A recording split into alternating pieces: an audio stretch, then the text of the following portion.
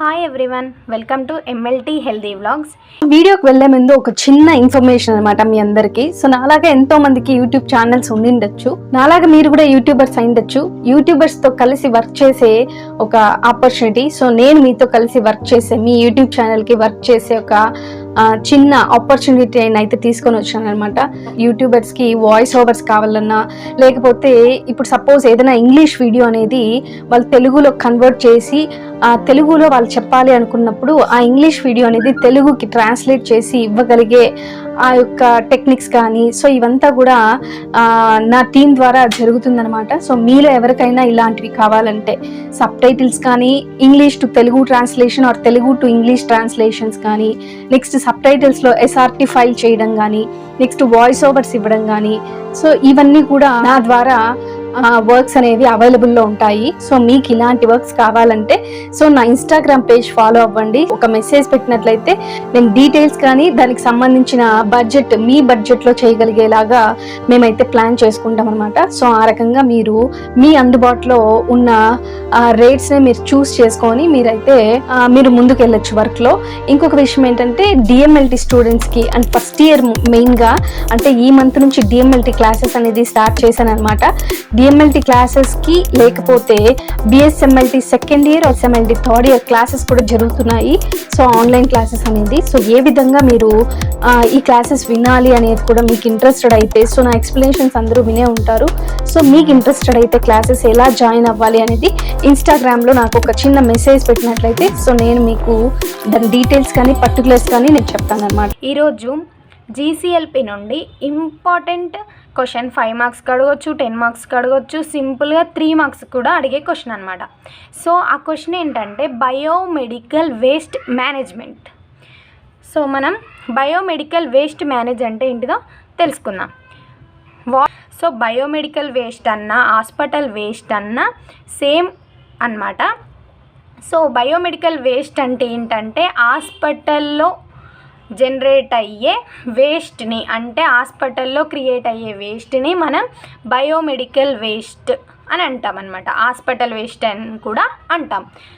ఈ biomedical waste అంటే ఏంటంటే హాస్పిటల్లో డయాగ్నోసిస్ నుండైనా లేదా ట్రీట్మెంట్ జరిగినప్పుడు కొన్ని టిష్యూస్ అనేటివి మనకి టెస్టులు చేస్తూ ఉంటారు. సో ఆ టెస్టులు చేసినప్పుడు యూజ్ చేసే మెటీరియల్స్ అయినా, హాస్పిటల్లో ట్రీట్మెంట్ చేసేటప్పుడు యూజ్ చేసే మెటీరియల్స్ అయినా, ఇవి అన్నీ డస్ట్ అంటే వేస్ట్ అనేది బయోమెడికల్ వేస్ట్ అని అంటామన్నమాట. సో ఈ బయోమెడికల్ వేస్ట్ అంటే హాస్పిటల్లో తయారైన వేస్ట్, అంటే బయట నుంచి కాకుండా హాస్పిటల్లో జనరేట్ అయిన వేస్ట్ని బయోమెడికల్ వేస్ట్ అని అంటాం. సో మరి సోర్స్ ఆఫ్ బయోమెడికల్ వేస్ట్ అంటే దీనికి సోర్సెస్ ఏంటి? సో ఈ బయోమెడికల్ వేస్ట్కి మూల కారణం ఫస్ట్ ఏంటి అంటే ప్రైమరీ సోర్స్ ఎక్కడి నుంచి స్టార్ట్ అవుతుంది బయోమెడికల్ వేస్ట్ అంటే? బయోమెడికల్ వేస్ట్ అంటే ఏంటి? మనం ఎక్కడి నుంచి, హాస్పిటల్ నుంచి, నర్సింగ్ హోమ్స్ నుంచి, ల్యాబొరేటరీస్, అంటే చాలా మనం ఇక్కడ పేషెంట్స్ని మనం ఒక డాక్టర్ చెక్ చేసి టెస్టులు చేసి ఉన్న మెటీరియల్స్ ఏవైతే ఉన్నాయో అవన్నీ ఒక డస్ట్బిన్లో వేస్తాం. ఆ వేస్ట్నే బయోమెడికల్ వేస్ట్ అంటారు. ఇవన్నీ ఎక్కడ? Laboratories, nursing homes, hospitals, offices of dentist, physicians నుంచి ఇవన్నీ మెడికల్ వేస్టేజెస్, అన్నీ బయోమెడికల్ వేస్టేజెస్ అంటాం. సో మరి హాస్పిటల్లో బయోమెడికల్ వేస్ట్ మేనేజ్మెంట్ ఇంపార్టెంటేనా? ఎస్, ఖచ్చితంగా ఇంపార్టెంటే. ఎందుకు అంటే reduces of the risks of human infections. So ఈ వేస్ట్ అంతా మనం ఒక్క దగ్గర వేసి దాన్ని ఒక మెడికల్ ప్రాసెస్లో దాన్ని తీసుకెళ్ళకపోతే ఆ హాస్పిటల్ మొత్తం ఇన్ఫెక్షియస్ ఏరియాగా మారుతుంది. అలాగే చాలామంది హ్యూమన్ అనేవారు, యానిమల్స్ అన్నీ ఈ వేస్ట్కి రిస్క్లో పడిపోతాం, ఎపెండమిక్ అయిపోతాం. ఎందుకంటే అన్ని ఇన్ఫెక్షన్స్ హాస్పిటల్స్ నుంచి స్ప్రెడ్ అయ్యే ఛాన్సెస్ ఉంటాయి అప్పుడు ఈ వేస్ట్ అంతా మనం ప్రాపర్ వేలో దాన్ని మనం తీసుకెళ్ళకపోతే.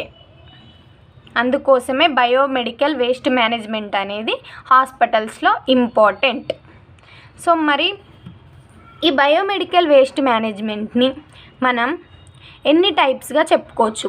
వీటిని ఎలా మనం ఒక ప్లేస్ నుంచి ఒక ప్లేస్కి ట్రాన్స్పోర్ట్ చేయవచ్చు అంటే ఇప్పుడు ఒక హాస్పిటల్స్లో different types of dustbins use చేస్తాం. ఎందుకంటే మనం ఈ బయోమెడికల్ వేస్ట్ అంతా కలెక్ట్ చేసి మనం దాన్ని ట్రాన్స్పోర్ట్ చేసిన తర్వాత దీనికి సంబంధించిన మేనేజ్మెంట్ వాళ్ళు ఆ వేస్టేజ్ని ఏం చేస్తారు అనేది మనం తెలుసుకుందాం. ఫస్ట్ వచ్చేసి ఎన్ని టైప్స్ ఆఫ్ డస్ట్బిన్స్ అయినా లేకపోతే bags, different types of bags అయినా యూజ్ చేస్తారు. మనం ఎప్పుడైనా హాస్పిటల్ కానీ లేకపోతే ఏమైనా టెస్టులు చేయించుకోవడానికి ల్యాబొరేటరీస్కి వెళ్తే అక్కడ డిఫరెంట్ టైప్స్ డస్ట్బిన్స్ ఉంటాయి. ఎక్కువగా మనకు కనిపించేటి రెడ్ కలర్ బ్యాగ్స్ కనిపిస్తూ ఉంటాయి. ఎందుకంటే మనకు ల్యాబొరేటరీస్ అయినాయి అనుకో, మనకు శాంపిల్ కలెక్షన్ చేసిన వెంటనే వాళ్ళు శాంపిల్స్ తీసుకొని ఆ సిరెంజెస్ అనేటివి అలాంటి డస్ట్బిన్స్లో వాళ్ళు పడేయడం మనం చూస్తుంటాం. అది ఎందుకో అప్పుడు మనకు అర్థం కాదు. కానీ ఇప్పుడు మనం దాని గురించి క్లియర్గా తెలుసుకుందాం. సో ఫస్ట్ ఇవన్నీ టైప్స్ అంటే 6 టైప్స్ ఉన్నాయి. 6 టైప్స్లో ఫస్ట్ వన్ వచ్చేసి బ్లాక్ బ్యాగ్ అనమాట.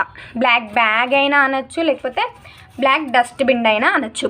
సో బ్లాక్ డస్ట్బిన్ అనమాట. It is mainly cytotoxic waste అనమాట.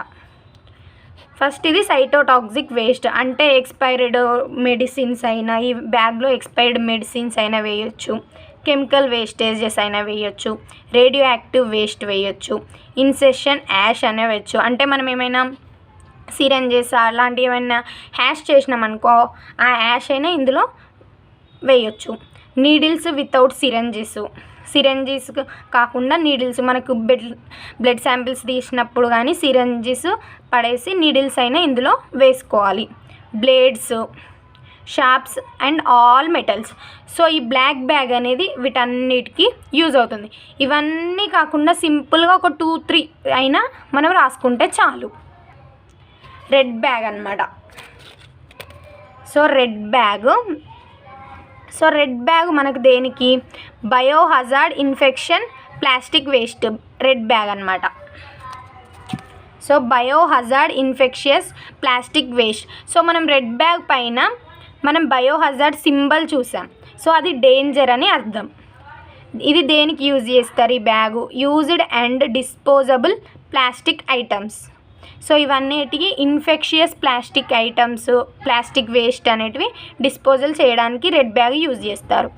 ఫస్ట్ వచ్చేసి బ్లడ్ బ్యాగ్స్. మనం బ్లడ్ సెంటర్స్ నుంచి బ్లడ్ తీసుకొచ్చిన బ్యాగ్స్ ఉంటాయి కదా, ఆ బ్యాగ్స్ అనేటివి రెడ్ బ్యాగ్లో వేసేయాలి.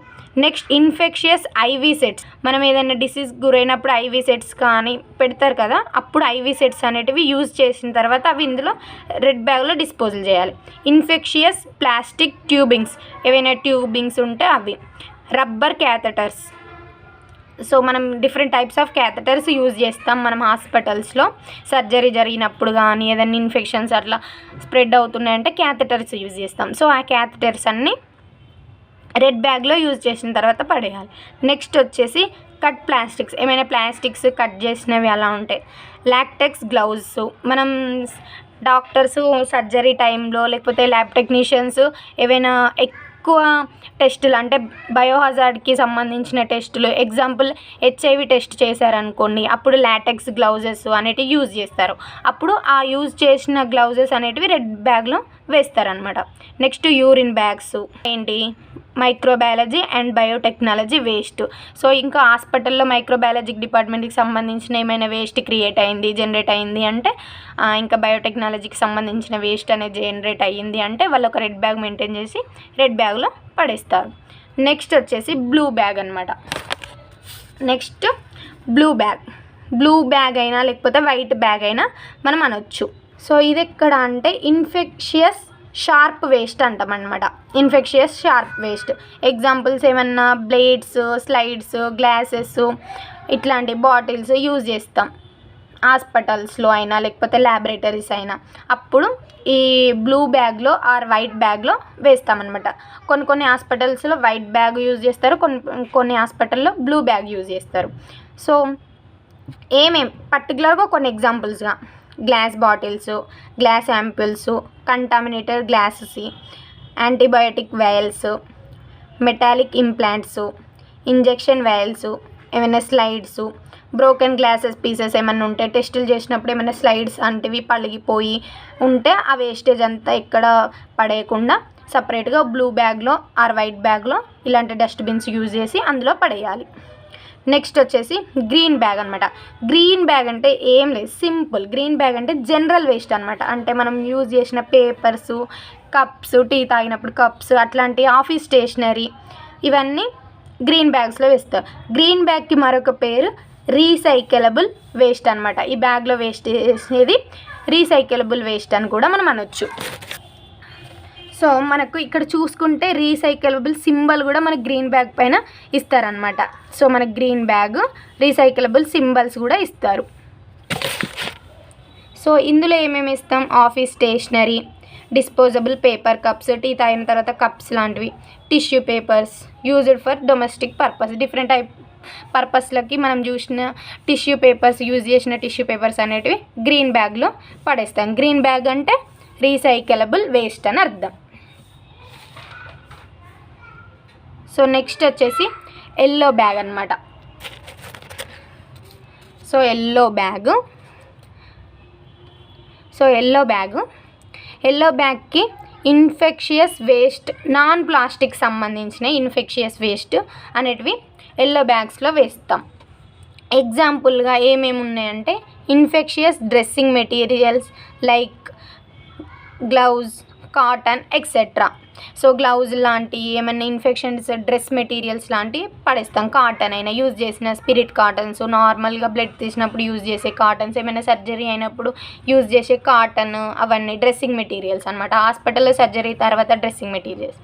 హ్యూమన్ ఆర్గాన్స్, మనం టెస్టుల కోసం మనం కొన్ని శాంపుల్స్ తీసుకుంటాం కదా, tissue samples, organs, body parts దగ్గర నుంచి ఎప్పుడన్నా శాంపుల్స్ తీసుకుంటే ఆ శాంపుల్కి మంచిగా కవర్ చేసి అవి ఎల్లో బ్యాగ్లో వేస్తామన్నమాట. Next blood bags, personal protection equipment. మనం కోవిడ్ టైం అప్పుడు పర్సనల్ ప్రొటెక్షన్ ఎక్విప్మెంట్స్ హాస్పిటల్ వల్ల ఎప్పుడు వేసుకొని మనకు హాస్పిటల్కి వెళ్ళినప్పుడు కనిపిస్తూ ఉండేవాళ్ళు. వాళ్ళు పర్సనల్ ప్రొటెక్షన్ ఎక్విప్మెంట్ని యూజ్ చేసిన తర్వాత అవి ఎల్లో బ్యాగ్స్లో వేస్తారు. So next discarded or expired drugs అనమాట. అంటే మన మెడిసిన్ ఎక్స్పైర్ అయిపోయిన డ్రగ్స్, మెడిసిన్ అనమాట డ్రగ్స్ అంటే. ఇవి హాస్పిటల్లో ఎక్స్పైర్ అయిపోయిన డ్రగ్స్ లాంటివి మనకు ఎల్లో బ్యాగ్లో పడేస్తారు. డిస్పోజబుల్ గౌన్, మాస్క్, క్యాప్స్, మన డాక్టర్స్ లేకపోతే సర్జరీస్ చేసేవారు ఎవరైనా అండ్ ల్యాబ్ టెక్నీషియన్స్ వాళ్ళు యూజ్ చేసిన గౌన్స్, మాస్క్స్, కప్స్ అనేటివి ఎల్లో బ్యాగ్లో వేస్తారు. బ్యాండేజెస్, ఎప్పుడైనా మనకు ఏదైనా చిన్న స్టిచెస్ జరిగినప్పుడు లాంటివి బ్యాండేజెస్ యూజ్ చేస్తారు కదా, అప్పుడు ఈ బ్యాండేజెస్ ఎల్లో బ్యాగ్లో వేస్తారు. Any other things in contact with the body fluids or human body parts or human anatomical waste. So ఇందాక చెప్పినట్టు ఏదైనా టిష్యూ మెటీరియల్స్ లాగా ఏమైనా తీసుకొని వాళ్ళు టెస్టులకు చేసిన తర్వాత అవన్నీ ఎల్లో బ్యాగ్స్లో వేస్తారు. ఏమైనా మన ఏదైనా ఒక కాటనే కానీ ఇంకేదైనా మన బాడీని టచ్ అయింది, మన బాడీ ఫ్లూయిడ్స్లో ఏదైనా ఫ్లూయిడ్స్ని టచ్ అయింది అని అంటే ఆ వేస్ట్ అంతా ఆ కాటన్ పీసెస్ అవన్నీ ఎల్లో బ్యాగ్స్లో వేస్తారనమాట. నెక్స్ట్ వచ్చేసి పంక్చర్ ప్రూఫ్ క్యాన్. సో ఈ ప్రూఫ్ క్యాన్, ఈ లిక్విడ్స్ అనేవి వైట్ కలర్లో ఉంటుంది ఇది. సో పంక్చర్ ప్రూఫ్ క్యాన్ ఇది ఎందుకు? ఇన్ఫెక్షియస్, ఇంజూరియస్, షార్ప్ వేస్ట్ని క్లీన్ చేయడానికి ఇది అనేటివి యూజ్ చేస్తూ ఉంటారనమాట. Used needles, used scalpel blades, lancets, cover slips ఇవన్నీ ఇందులో వేస్తారు, డిస్పోజల్ చేస్తారనమాట. సో మీకు ఈజీగా అర్థమైంది అనుకుంటున్నా. ఒక్కొక్క బయోమెడికల్ వేస్ట్కి యూజ్ చేసే డస్ట్బిన్స్ అనేటివి ప్రాక్టికల్ వైజ్ కూడా క్వశ్చన్ అడిగితే చాలా సింపుల్గా ఇలా ఒక్కొక్క డస్ట్బిన్స్కి ఆర్ బ్యాగ్స్కి ఒక్కొక్క 2-3 ఎగ్జాంపుల్స్ మీరు గుర్తుపెట్టుకుంటే ప్రాక్టికల్స్ వైజ్ కూడా చాలా యూజ్ అవుతుందన్నమాట. Thank you so much.